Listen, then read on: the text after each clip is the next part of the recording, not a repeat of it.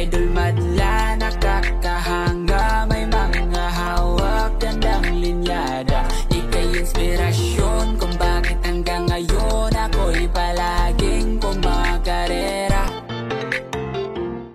Yun, ito, dahil wala kami magawa ni Tatay Madla, ginawa na namin ito mga kalapatid.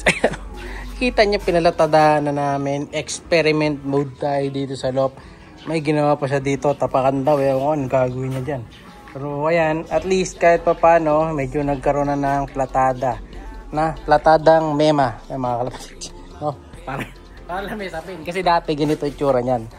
Ayan o, may mabasura pa, dapat ganyan itsura niyan. Ayan, yun yung before.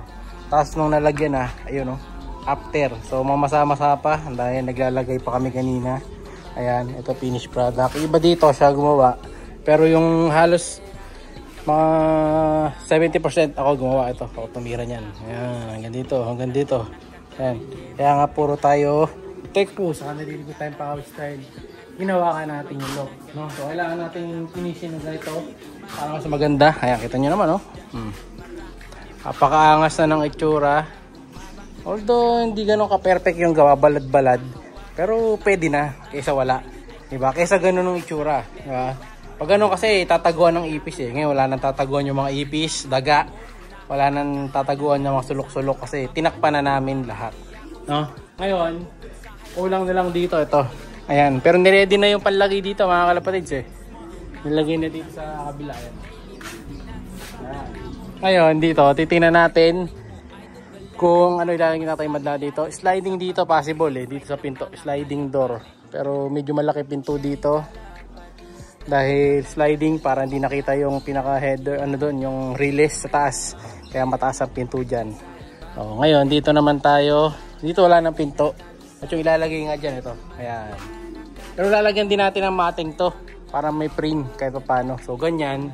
Oh, malinaw naman eh. Tapos lalagyan mo ng malinaw. Kaya perfect na perfect. Ito yung mating nalalagay natin dyan. Ayan, pinturahan. Ito gilid, di ko pa rin napipinturahan dahil naging busy kami. 2 araw namin ginawa to. Yung palit doon na yan. 2 days yan. Kasi ang gawa nga namin dito is half day lang. Sisimula kami dito 9 or 10. Tapos tatapos kami 12 or 1. Kasi mainit na sa hapon. Tumitigil na tayo pagka gano'ng oras na. No? So ngayon, tapos na namin itong isa. Rest day na tayo. Bukas sa Sunday naman ulit ang gawa. Yan, kung may oras tayo sa Sunday. So ito na yung susunod niyan. Yan. Papalitadahan ko na siguro to. Depende pag wala akong gagawin, yan ang gagawin ko. Papalitadahan ko na yan, pati yan. No, mawawala na yung nakaharang na hollow blocks. No, ayan o, nakatago na yung mga bakal. Pati sa kabila. Papalitadahin ko na yan. Para ma-perfect. Ayan, ito rin, lalagyan ko. Ako rin gagawa niya mga kalapatids. No, syempre, sino pa ba gagawa niyan? Tayo lang. Sayang kasi labor. No, sayang ang labor, mahal ang labor ngayon. Sayang ang 700. Kaya tayo na lang gagawa. Hindi mo tayo nagmamadali, matatapos din yan. So, balak namin yung lovebird sa likod, sila ilipat na natin. Ito, nilagay ko pa yung radyo ko dito. Oh. Yan, para may music tayo. Kasi nahilig tayo sa music. Nainip ako pag wala kang naririnig.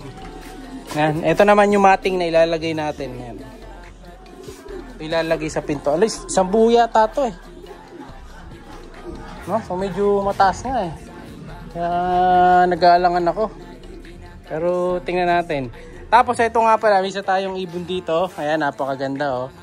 Oh, ayan oh. Available to mga kalapatids. Baka gusto nyo ng possible hen na ibon. Ayan mga kalapatids. Napakagandang ibon. Chat nyo na lang ako para sa line, pero solid line yan mga kalapatids. Isa mga ibon natin. Oh. Ngayon dito yung kulungan ng lovebirds. Ayan natin. Dilipat natin dito sa kabila. Yan. Dito natin dadaan yan sa kabila yan. Diyan dadaan yan. Yun o, yung manok ko. Diyan dadaan yung mga papasok natin doon sa kabilang kulungan.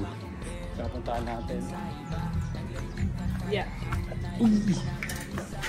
Ito, baka sa susunod na araw lipat na natin itong mga to. No, medyo malapad din yan. Pero mas maganda to, maluwag pag nilagay natin doon sa kabila. Pati sila keps doon na para lumog yung area natin dito. Saka tanggalin na yung mga tara-tarapal sa gilid para magpresko. Ang inaano ko kasi may anak to eh. Nagsusubo siya oh.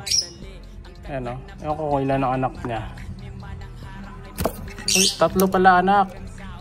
Hindi ko lang alam kung hindi naman aswang line yung mga anak.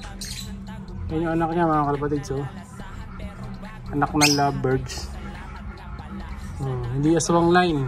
Pero may isang aswang na anak na yun eh. May nilabas dito. No, so abangan nyo, may papamigay tayo dyan ha, mga ibon.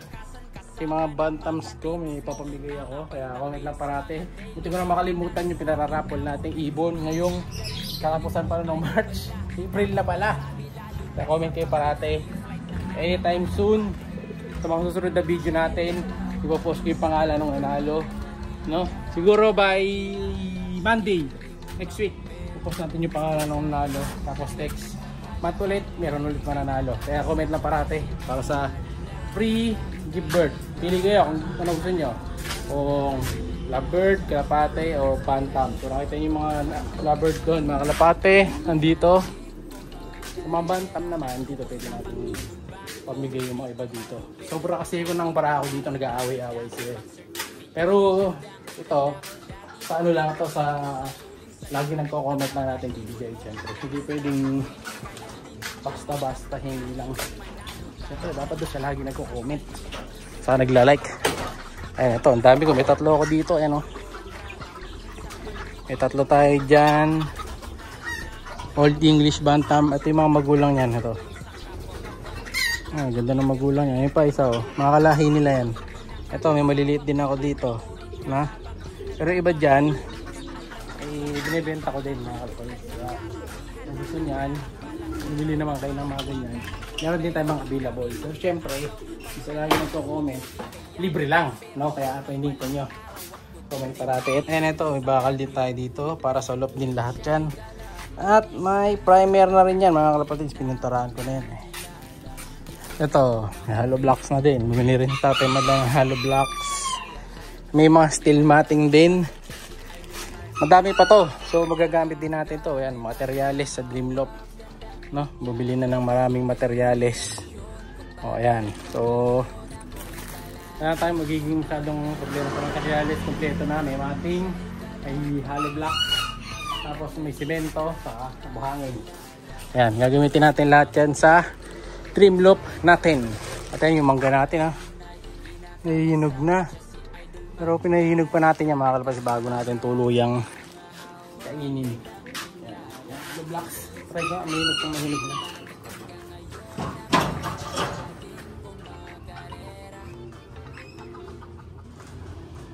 Bubotsi pa to mga kalapatid.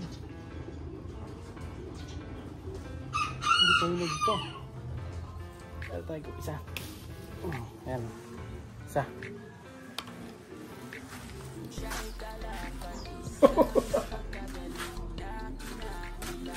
Hello pa.